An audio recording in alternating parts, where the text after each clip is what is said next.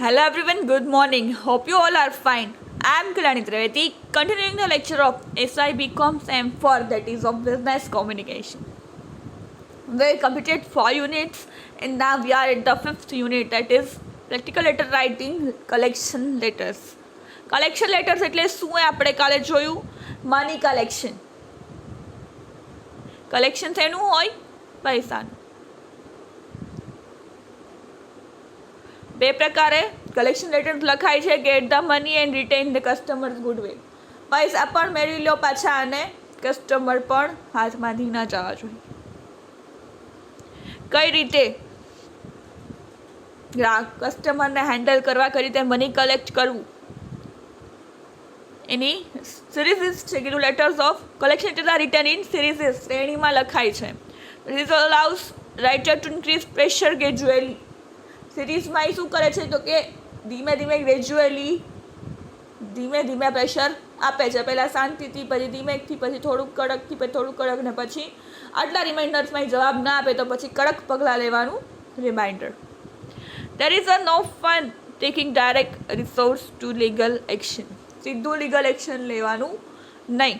Because by directly adopting the policy, you may collect the money but definitely lose the customer. Customer જતા રહેશે. The collection series try to be persuasive and constructive as well.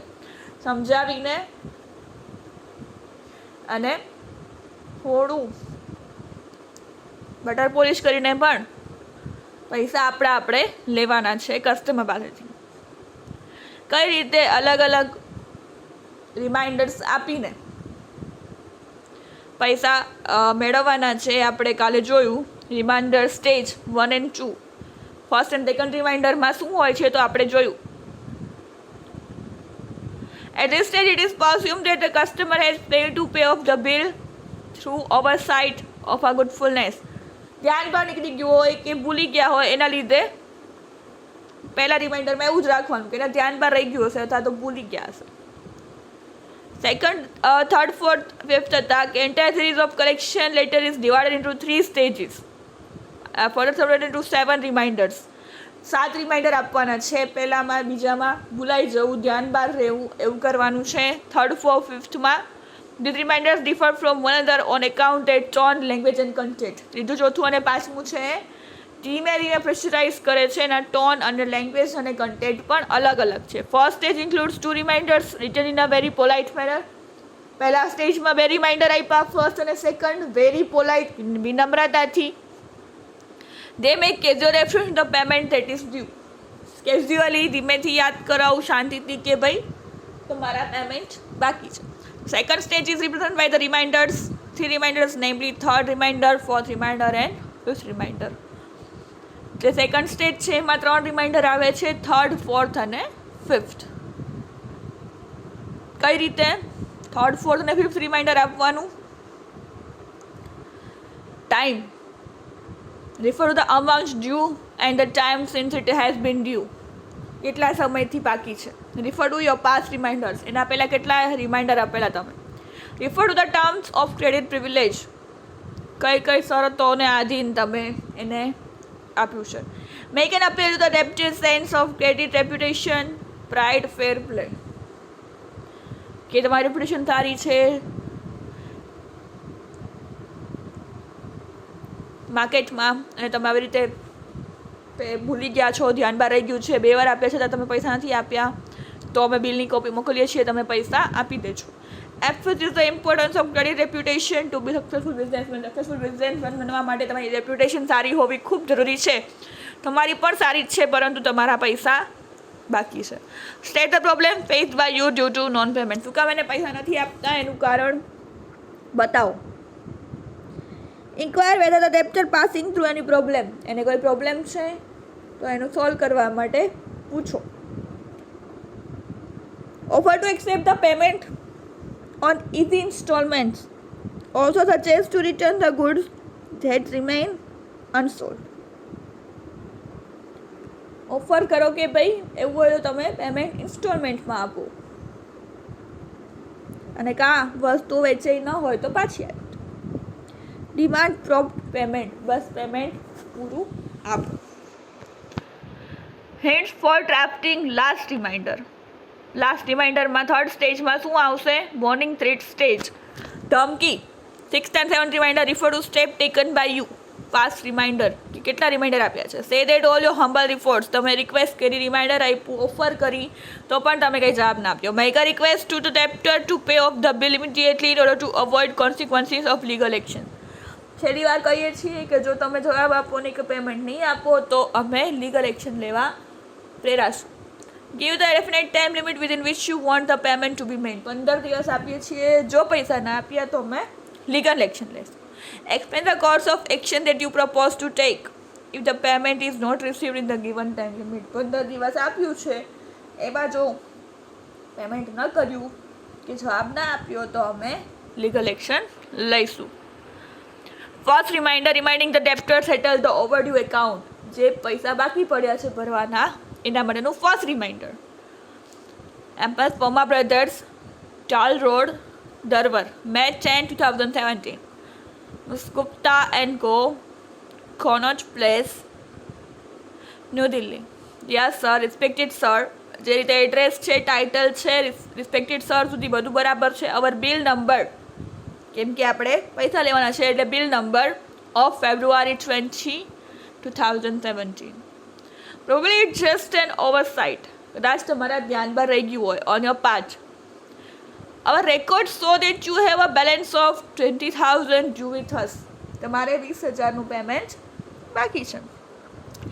We realize it is a small amount and could easily have escaped your notice. કદાચ તમારા ધ્યાન બહાર નીકળી ગયું હોય, આ તો બહુ નાનું પેમેન્ટ છે પણ તમારા ધ્યાન બહાર નીકળી ગયું હશે. We are enclosing a copy of the invoice in case you have misplaced your bill. કદાચ બિલ તમારાથી ક્યાંક મુકાઈ ગયું હોય એટલે તમને ધ્યાનમાં ન રહ્યું હોય કે 20,000નું બિલ બાકી છે, તો અમે એની કોપી તમારી સાથે મોકલીએ છીએ. Please remit the dues at your earliest. જેમ બને એમ ઝડપથી તમે પૈસા ચૂકવી આપ.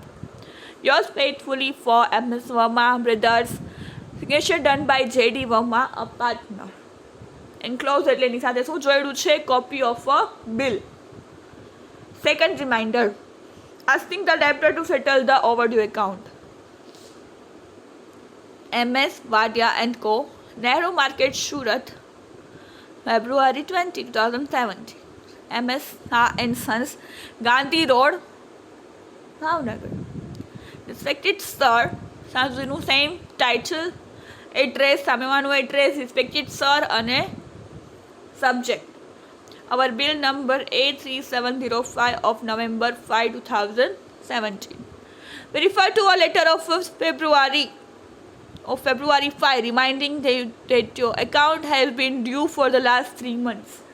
તમને ફેબ્રુઆરી 5 પણ લેટર લખ્યો હતો અને એના અનુસંધાને કહીએ છીએ કે 3 મહિના થયા અને તમારું પેમેન્ટ આવ્યું નથી. Since we have not yet received your payment, we are once again sending a copy of the invoice for your reference.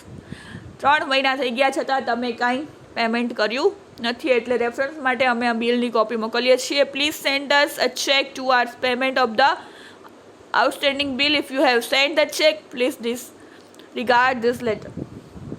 જો તમે પેમેન્ટ મોકલી દીધું હોય, ચેક મોકલી દીધો હોય તો તમે આ લેટરને અવગણશો, ધ્યાનમાં ન રહેતા. પણ 3 મહિના થઈ ગયા, એક રિમાઇન્ડર પણ આપેલું હતું છતાં પણ તમારું પેમેન્ટ બાકી છે. જો તમે ચેક મોકલી આપ્યો હોય તો તમે આ લેટરને અવગણશો, ધ્યાનમાં ન લેતા.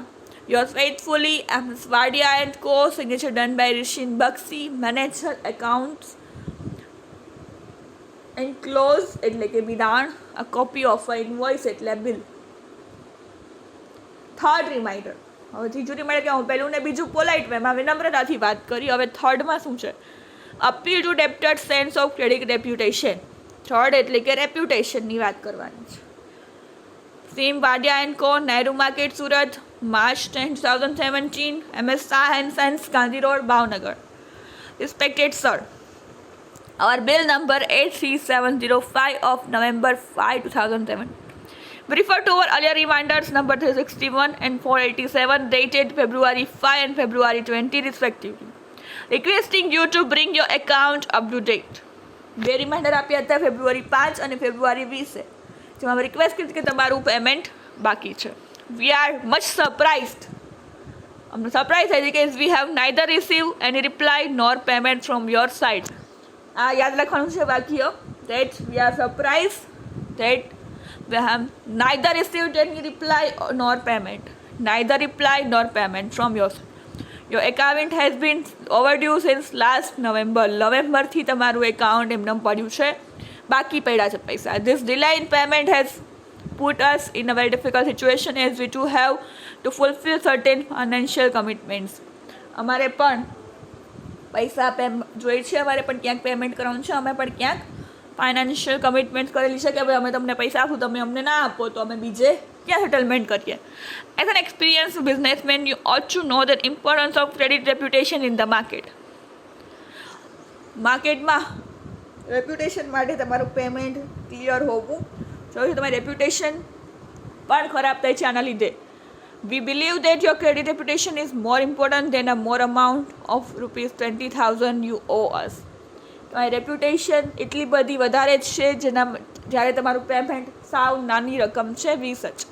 We therefore request you to settle the account without further delay. હવે તમે ડિલે કર્યા વગર પેમેન્ટ કરી આપો. Look forward to receiving your letter along with a check towards the payment of the outstanding bill. આશા રાખીએ છીએ કે હવે લેટર ચેક સાથે જ આવે અને બિલ પણ પે થઈ જાય. Your faithfully for Mrs Wadia and co. Signature done by Rashin Bakshi, manager accounts. એ રેપ્યુટેશન છે માર્કેટમાં ને એવું બધું કે તમારા માટે તમારી રેપ્યુટેશન કરતાં તમારા પૈસા બહુ ઓછા છે, તમારે 2 રિમાઇન્ડર છતાં તમે પૈસા નથી આપ્યા, તમારા પણ કંઈક ફાઇનાન્શિયલ કમિટમેન્ટ્સ હોય, એવી રીતે કહીને 3rd રિમાઇન્ડર આપવાનું છે. So it is all about today's lecture. We'll continue with the next lecture. So thank you for listening. Have a nice day.